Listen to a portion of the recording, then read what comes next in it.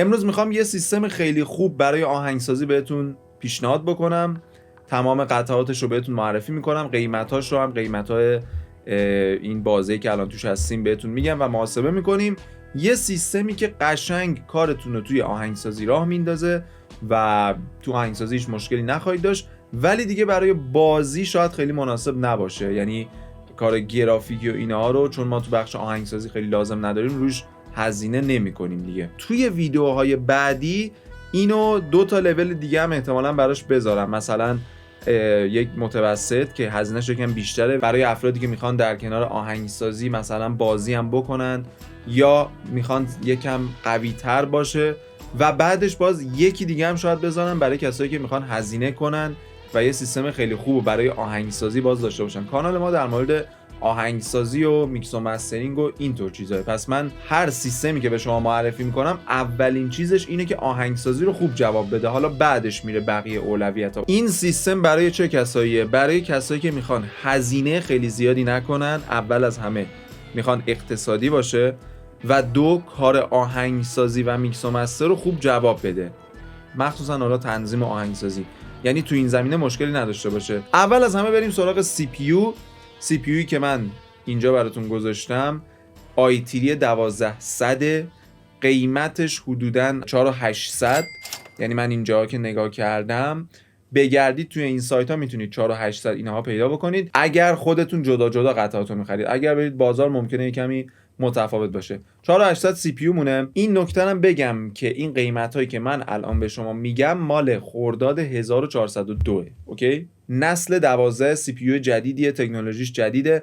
من همیشه موافق اینم که نسل جدیدتر رو بگیرید، یعنی به جای اینکه شما مثلا بری i5 نسل 9 رو بگیری یا i7 نسل 9 رو بگیری، این i3 نسل 12 رو بگیری خیلی بهتره، چون تکنولوژیش جدیدتره، داری چیز بروزتری رو میگیری و قدرتش هم خوبه. پس این از سی پی یومون. فقط نکته که باید بهش توجه بکنید، نسخه باکسش رو بگیرید. خب 2 تا نکته داخل سی پی یو هست، یکی نوشته F، مثلا 1200 F. وقتی نوشته F یعنی گرافیک داخل سی پی یو دیگه نداره. اوکی؟ شما باید گرافیک جداگانه تهیه بکنید. پس Fش رو نگیرید، 1200 معمولی. خب ما میخوایم گرافیک خودش داشته باشه. و نسخه باکس. چرا باکس؟ باکس خودش یه فن داره، داخل خود جعبش یه فن هست، ولی اگه نسخه تری باشه بعضیش نوشته 1200 تری، اونها دیگه فن نداره، باکس نداره، داخل یک پلاستیک براتون میارن. خب هیچ جعبه و هیچ چیزی نداره. پس شما باید 1200 باکس رو بگیرید که هم فن داشته باشه و هم گرافیک داخلی خودش داشته باشه که ما هزینه جداگانه برای گرافیک دیگه ندیم. بعد از سی پی یو میریم سراغ مادربرد. مادربردی هم که اینجا براتون گذاشتم، مادربرد H610MA. این مادربردیه که خودم هم الان دارم. سوکتش پشتیبانی میکنه از اون سی پی یو، سوکت 1700. میدونید که باید سوکت سی پی یو تون با مادربردتون همخونی داشته باشه. الان این سی پی یو که من برداشتم LG 1700 سوکتش، پس مادربردم هم باید از این سوکت پشتیبانی بکنه، یعنی سی پی یو های سوکت 1700 روش بخوره. این مادربردمونه. مدل‌های مختلف داره H610، ولی این مدلش کامل ترینشه. 6 تا یو اس بی به شما میده، 2 تاش یو اس بی تیریه، 4 تاش یو اس بی معمولیه و حالا یه سری جزئیات دیگه که داره. حالا میتونید اگر تخصصی تر بشید روش ارزونتر، مثلا 400 500 تومن ارزونتر، توی همین مدل H610 مثلا MA شو نگیرید، MB شو بگیرید مثلا میگم. ولی من اینو به شما پیشنهاد میکنم. اینم اینجا سایت های مختلف قیمت های مختلف داره. من میانگینش رو گرفتم همین 4900، یعنی 4900 شما میتونید اینو بخرید. مورد بعدی میشه رم. حداقل رمی که شما باید الان داشته باشید روی سیستمت 16 گیگابایته، یعنی دیگه به 16 کمتر فکر نکن، به 8 و اینا اصلا فکر نکن. یکی از بهترین برندها الان کورسیر، مدل ونجنس LPX DDR4 16 گیگ 3200 مگا هرتز CL16 سینگل چنل دسکتاپ. نکته که وجود داره این 2 تا نسخه داره، یکی 16 گیگابایت، یعنی ببین الان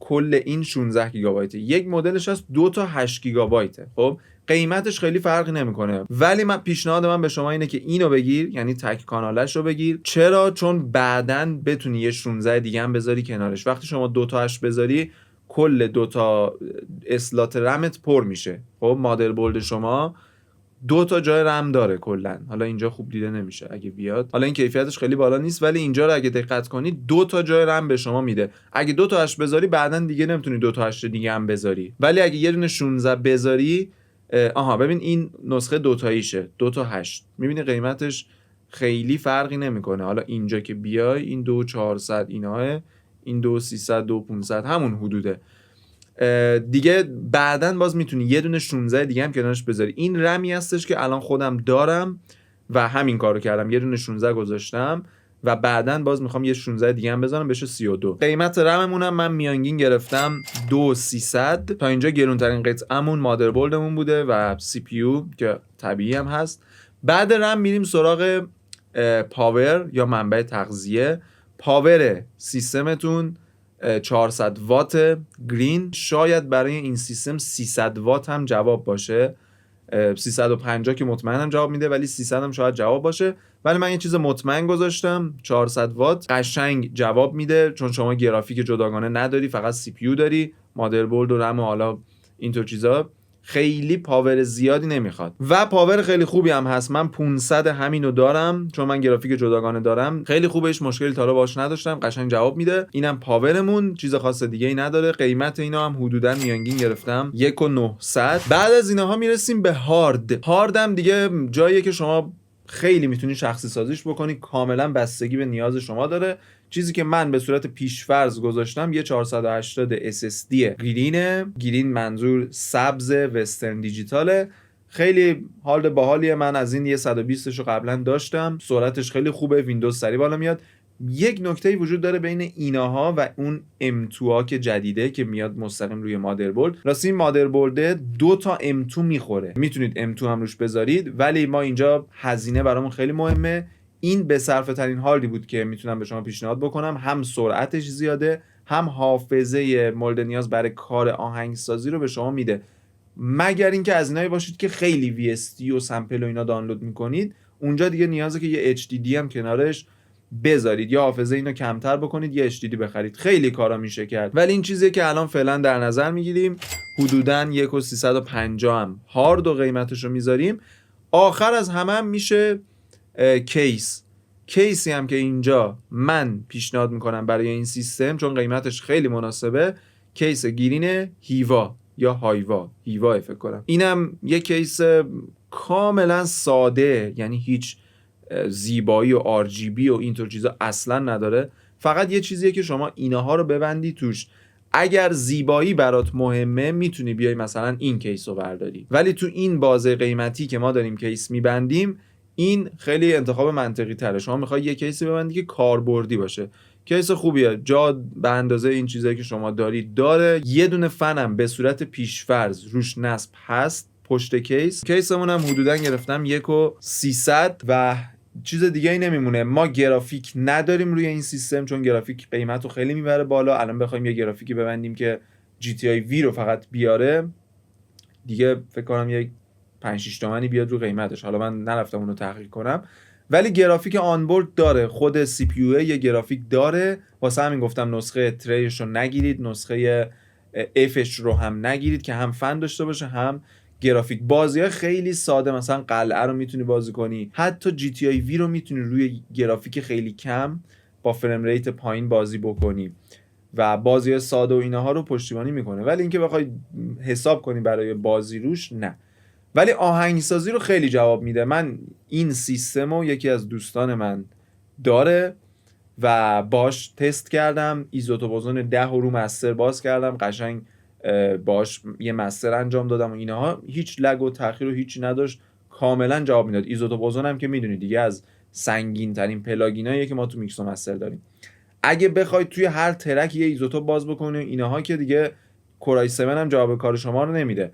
ولی در کل این سی پی یو خیلی مقرون به صرفه و قویه، نسبت به قیمتش خیلی کار شما رو در میاره. همین. حالا یه جمع ببندیم ببینیم که حدوداً جمع کیسمون چقدر شد. 4800 سی پی یو. خب 16500 یعنی حالا ما بگیم 17. با کمتر از 17 میلیون شما یه سیستم بروز، خیلی مهمه بروز بودنش، قطعات همه نو و کاملا جوابگو برای کار آهنگسازی داری.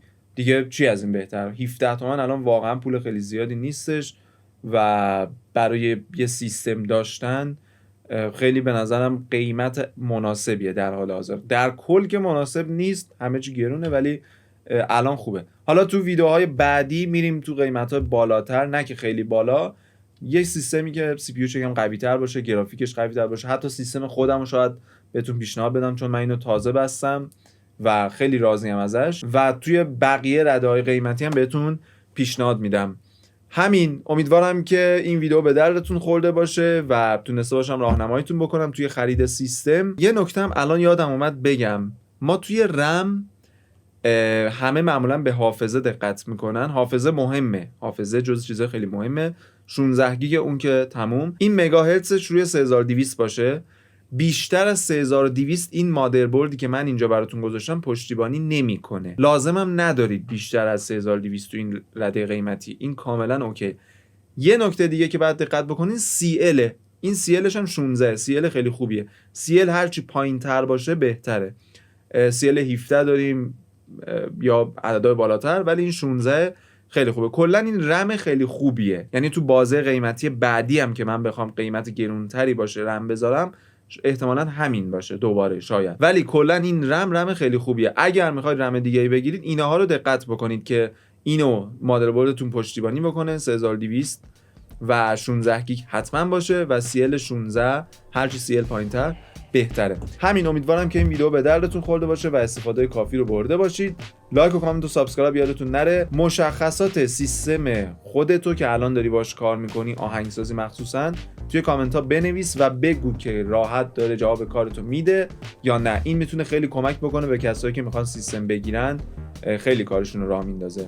همین، تا ویدیو بعدی میبینمتون.